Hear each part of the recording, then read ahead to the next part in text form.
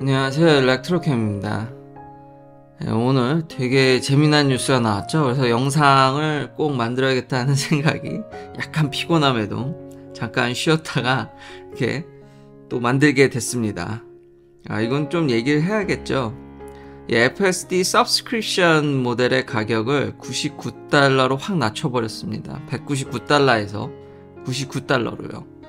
이게 미국에서 조금 재밌는 일이 살짝 있다가 아마 정정된 것 같은데, 초반에는 EAP, Enhanced Autopilot이죠.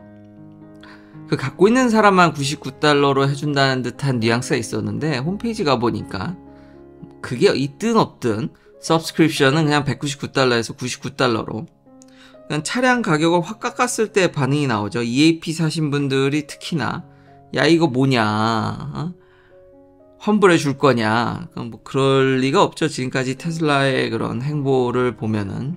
그리고 일렉트랙도 좀 강력하게 비판을 좀 합니다. 이게 appreciating asset이라고 얘기했고 가격을 계속 올릴 거다. 가치도 올라가니까. 그랬는데 너 지금 이거 가격 깎고 있고 지금 뭐 자율주행 100% 로보택시는 안 되고 있으니까 강력히 비판을 하는데, 여기 딱 재미난 얘기가 나오거든요. 1밀리언, 그러니까 100만 명의 사람이 이걸 사인업을 해도 놀랍지 않다라는 거죠. 그러니까 이렇게 비판적인 일렉트랙도 현재 가치는 한 $99는 맞다라고 보는 것 같습니다. 그러니까 근데 이렇게 되면 $12,000를 지불할 이유가 없죠. 왜냐하면 $99로 서브스크립션을 하게 되면 뭐 대충 $100라고 조금 올려서 계산하면 1년에 $1,200인데 이게 10년치입니다. 그러니까 10년 동안 서브스크립션 할 돈을 완전히 사기 위해서는 한 방에, 그리고 트랜스퍼를 지금 개런티를 안 하고 있는데, 근데 사실상 트랜스퍼 될 것 같긴 하거든요. 이것도 틀렸죠. 일론 머스크가 어쩌다 한번 해준다 그랬는데, 그래서 제가 샀죠. 모델 X로 업그레이드를 했죠. 근데 그 뒤로 지금도 계속 되는지는 모르겠는데, 지금도 새 차를 사면 아마 프로모션이 끝났을 것 같긴 한데 3월달까지인데 뭐 돌아오겠죠. 뭐 차가 잘 안 팔린다 그러면은. 그러니까 몇 번을 그 뒤로도 몇 번을 더 했으니까 이 회사의 행보를 봤을 때 아마 그럴 것 같은데, 이게 신기한 게 이건 가격을 깎으면서 이거는 가격을 안 내렸더라고. EAP나 풀 셀프 드라이빙을 아예 그냥 대놓고 다 살려면은 $12,000는 여전히 가격이 유효합니다. 그럼 어느 바보가 이걸 하란 얘기인데, 서브스크립션은. 물론, 근데 1밀리언, 아마 100만 명이나 진짜 사인업하면 이 회사 아까 행보를 제가 계속 얘기했는데, 그러면은 서브스크립션 가격을 올리겠죠. 서브스크립션 가격은 변동될 수 있습니다. 저 가격으로 한번 서브스크립션 했다 해서 계속 가는 건 아닌 걸로 알고 있습니다. 뭐 다른 서브스크립션 모델들도 다 그렇죠. 뭐 넷플릭스나, 미국에서 넷플릭스도 계속 가격을 올렸고요. 고정된 가격이 아니라 뭐 그런 걸 고려하면은 이게 뭐 10년으로 컨버전이 될 것 같지는 않습니다. 만약에 진짜 많은 사람들이, 근데 저는 이 가격이면 진짜 많은 사람들이, X라든지 이런 데 보면은 많은 사람들이 이 가격이 적정 가격이라고 보니까요. 결국 테슬라의 전략은 누가 보더라도 뭐 개인의 만족도는 다 다르니까요. 근데 추세는 계속 좋아진 건 맞는 것 같습니다. 그러니까 어플신이 SS인지는 모르겠는데 성능이 좋아지는 거는 확연히, 그리고 저는 매우 만족하고 있죠. 그렇기 때문에 사람들이 이걸 구독을 하다가 성능이 점점 올라가게 되면은 가격을 이제 테슬라가 올리겠죠.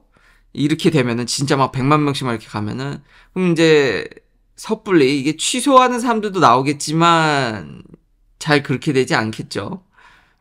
그러니까 정확히 성능 대비 가격으로 서브스크립션 하고, 그리고 여기에 이제 중독되게 해서 이게 굉장히 편하거든요. 오래 쓰다 보면은. 제가 누누이 얘기하는 거지만 이게 오래 가져봐야 이거를 아는 거라서, 뭐 한두 번 이렇게 잠깐 써서는 자기 취향이나 이런 거에 맞지 않으면은 금방 뭐 드롭하게 되죠.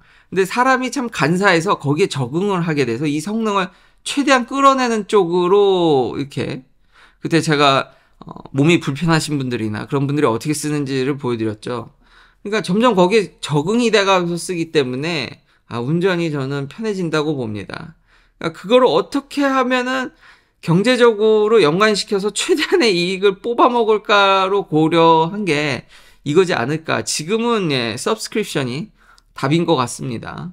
사시면은 예, 얼마나 근데 이게 참 알기 어렵죠. 지금 성능이 너무 대폭 계속 향상되고 있으니까 그러다 보면 이걸로 꼬시고 결국 서브스크립션 하는 가격이 원래대로 돌아갈 확률도 저는 꽤 있다고 보여지긴 하거든요.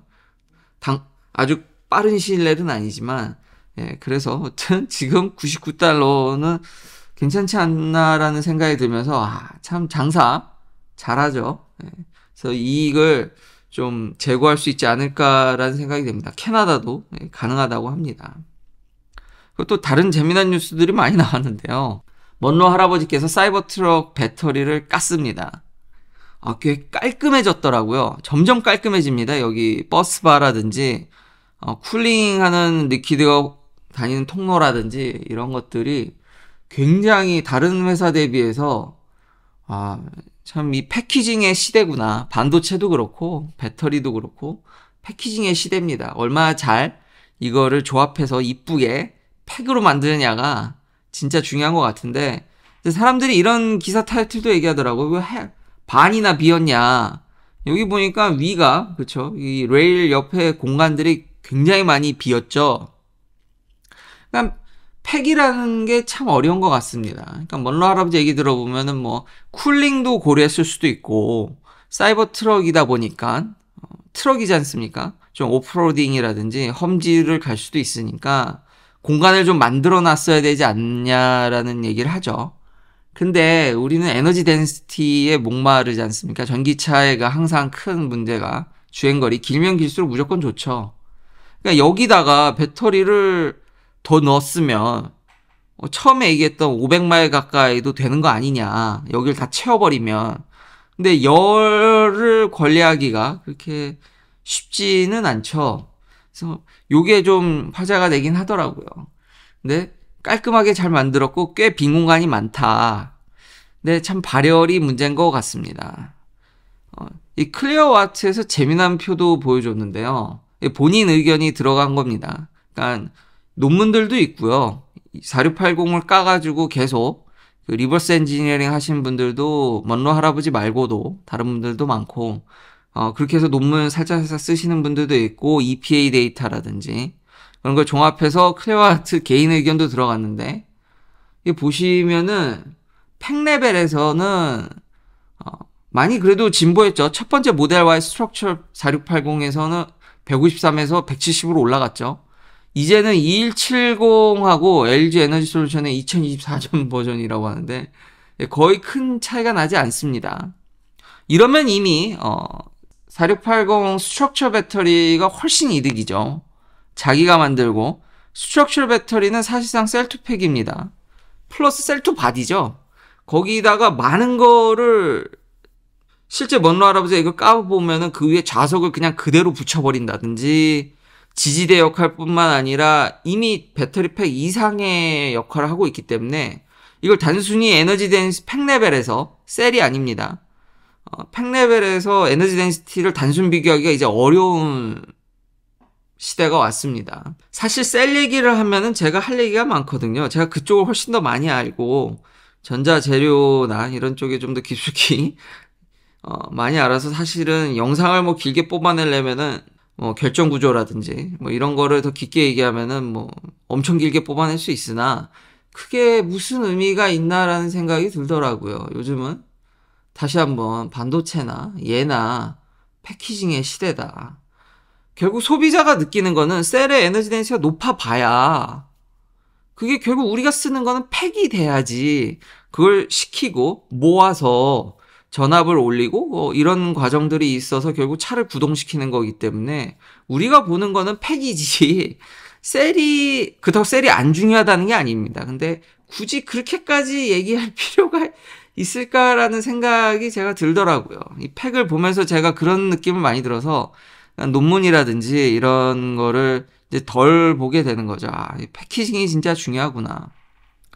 그리고 제일 웃겼던 게 팩 레벨에서 에너지 덴시티가 제일 높은 거는 제가 갖고 있는 모델 S나 X의 18650 파나소닉 셀입니다. 이것도 웃기더라고요. 18650인데 2170보다도 실제로 셀이 아닌 이제 팩 레벨에서 아무래도 이걸 셀이 작으면은 열 관리가 더 쉽지 않나 싶습니다. 그리고 셀을 작게 만들면은 좀 도전적으로 니켈 함량을 더 늘린다든지, 아무래도 작아지면 표면적이 더 늘어나게 쿨링 효과를 더 극대화할 수 있기 때문에 여기서 에너지 덴시티를 더 올릴 수 있지 않나 하게 됐습니다.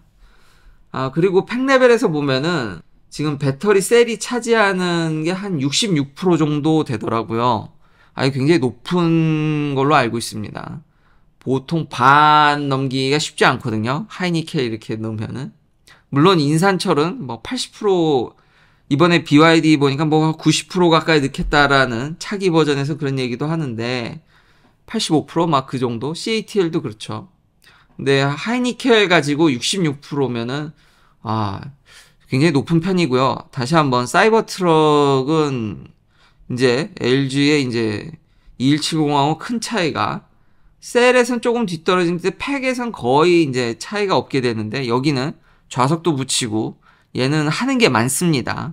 그러니까 차의 한 파트로 배터리 팩이 이제 구조적인 역할까지 하다 보니까 이걸 단순 비교하기는 어렵기 때문에, 이 지경이면은, 그쵸, 이걸 테슬라 입장에서는 안 할 이유가 없는 것 같습니다. 그리고 계속 에너지 덴시티를 올리고 있죠. 쫓아가는 데는 지금 뭐 이 친구들이 새롭게 뭘 배터리라는 게 아니라 4680에서 이미 나와 있는 케미스트리와 이런 기술들을 잘 버무려서 만드는 거기 때문에 좀 더 올리는 것도 저는 크게 어려움이 없을 것 같긴 한데, 쫓아가는 입장이니까요. 다음 버전의 사이버 트럭의 배터리 팩이 어떻게 될지 참 기대가 많이 됩니다. 아직도 발전을 많이 하고 있구나. 그리고 이 공간에 있어서 좀 생각해 보니까 이 4680 말고도 BYD나 중국 회사들이 46120을 만들더라고요. 원통형에서. BYD는 인산철의 진심인데 46120 인산철입니다. 그리고 인산철을 개선한 망간 버전도 있죠. BYD는 블레이드 배터리가 주력인 줄 알았는데 인산철의 진심이고, 이런 원통형도 찾아보니까 있더라고요. 그러면 셀을 여기다 더 넣는 게 아니라 지금 4680인데 이거를 더 높게 만들어서 에너지 덴시티를, 그러니까 에너지를 더 넣을 수도 있겠죠. 캔당. 그러면은 주행거리를 더 늘릴 여지도 보여집니다. 그러니까 셀이나 배터리 이 모여있는 셀의 안전성이 좀 더 확보된다 그러면은 이 빈 공간을 활용해 볼 수도 있겠죠. 물론 무게가 증가해서 성능이 떨어질 수도 있고, 다른 파트에 무게가 증가되면은 무리를 줄 수 있는데, 근데 이 부분이 버스나 이런 부분들이 이게 이렇게 깔끔해지는, 다른 내연기관 회사들이 만든 거에 비하면 모르겠습니다. 최신 버전은 아직 먼로 할아버지가 그렇게 까지 않으셔서 많이, 근데 최근까지도 많이 깠는데 그거에 비하면은 참 진짜 깔끔하네요. 정말 셀에다가 여기만 탁 붙여서. 그럼 이 빈 공간을 나중에 추후 어떻게 활용될지도 저는 귀추가 정말 궁금합니다. 아직 여력이 더 있구나. 그리고 지금 블레이드 배터리의 인산철의 이제 에너지 덴시티는 한 150이죠. 150이면 많이 떨어지는데 얘네는 셀투팩이 장난이 아니죠. 그리고 다음 버전에서 190까지 올린다고 하니까 망간을 좀 더 첨부한다든지 다른 케미스트리도 있으니까, 그러면은 격차가 더 줄겠죠. 인산철이 예나 지금이나 뭐 이거 제가 너무 지겹게 얘기해서 제가 별로 얘기를 하지 않았는데 이젠 너무 당연시 되는 거라서 네, 참 위력이 대단하다. 기왕 인산철 나온 김에 이제 테슬라가 올해부터 파워 3를 팝니다. 그러니까 가정용 전기에서 이제 에너지 백업을 담당하는 거죠. 에너지 스토리지를. 여기 이제 핵심은 인산철이고요. 인산철 무섭죠. 계속 인산철.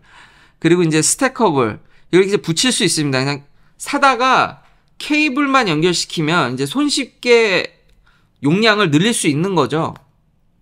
근데 이거 쉽게 예측이 되는 게, 지금 미국에서 뭐 캠핑용이든 이거 말고 뭐 앵커라든지 뭐 보조 배터리 만드는 회사들이, 크게 된 회사들이 여기에 진출을 많이 해 있습니다. 그러니까 테슬라 같이 가정용뿐만 아니라 요거 조금 작은 사이즈라든지 뭐 여러 지금 외장형 대용량으로 보조 배터리를 만드는 회사들이 연결해가지고 스택업을 해서 계속 에너지 이 백업 용량을 늘리는 제품들이 이미 많이 나와 있거든요. 아마존에서도 쉽게 구매할 수 있고요. 참고로 전부 다 인산철입니다. 인산철 아닌 걸 볼 수가 없고요. 그러니까 이미 미국에서 일반인이 체감하는 인산철의 위력은 무지막지합니다. 그거를 이미 작년부터 심했고, 뭐 전 그 전부터도 얘기했고, 근데 이미 일반 사람들이 쓰는 거에 까보면 다 셀이 인산철인데, 그래서 그거에 반론하시는 분들에 대해서 이건 너무 자명했기 때문에 좀 안타깝긴 했죠. 여기 현실이 그렇게 돌아가고 있긴 한데.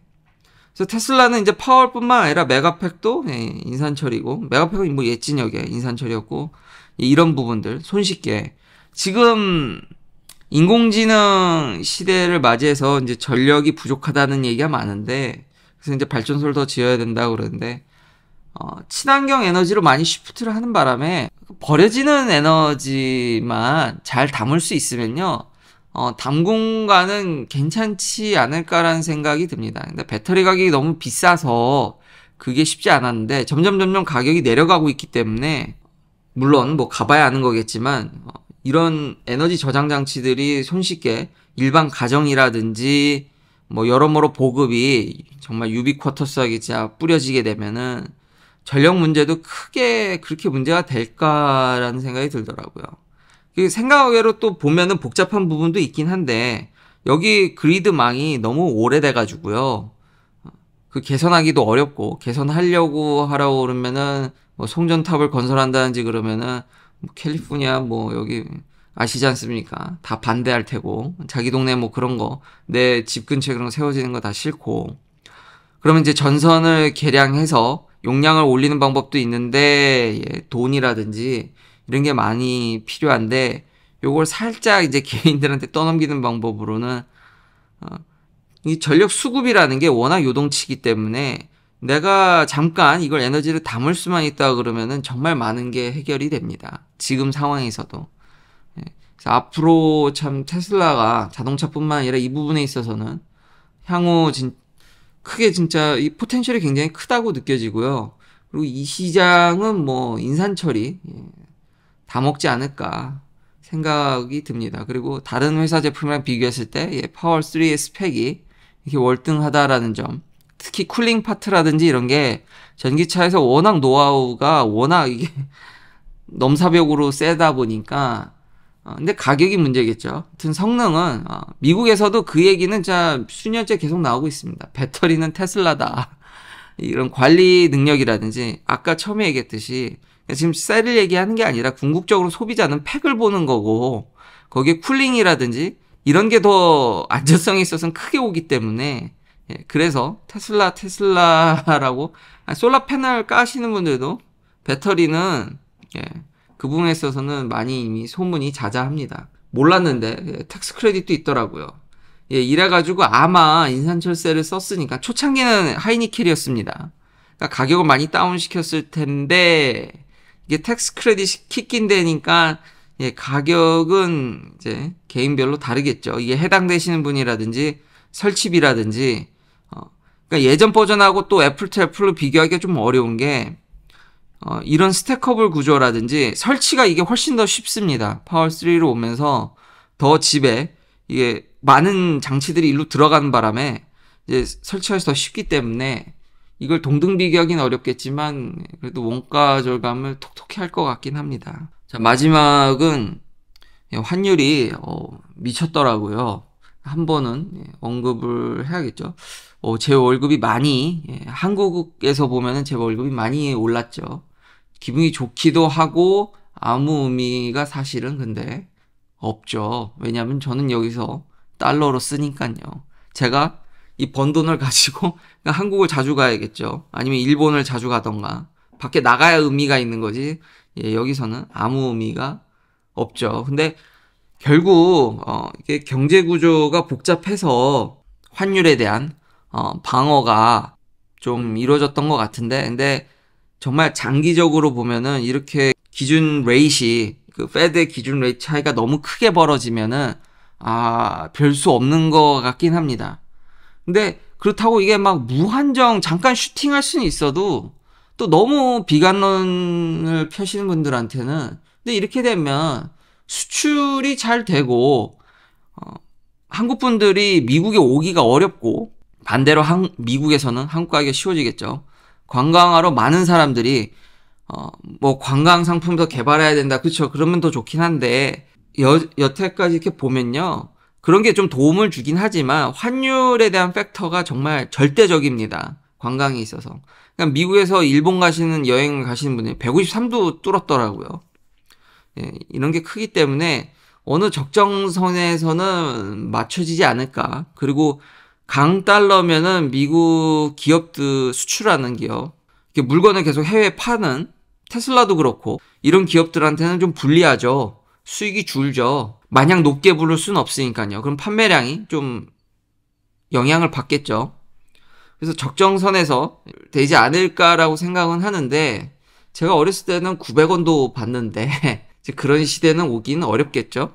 어른분들 만나시면은 자꾸 이걸 1달러에 여전히 가치를 그냥 계산할 때 계산 편의도 있지만 1000원으로 하는데 이제는 그렇게 계산하면은 안 될 것 같긴 합니다. 최소 1300원? 1.3은 곱하셔야겠죠? 저의 이제 한국 방문과 일본 방문을 이렇게 부추기는 환율도 한번 다뤄봤습니다. 근데 요즘 너무 바빠서 가기가 이게 좀 자주 갔으면 좋겠는데 자주 가기가 쉽지 않아서 그래도 좀 한번 슈팅이 돼서 한번 이야기를 해봤습니다. 긴 영상 시청해주셔서 감사합니다. 다음도 테슬라 관련 이야기들로 찾아뵙겠습니다.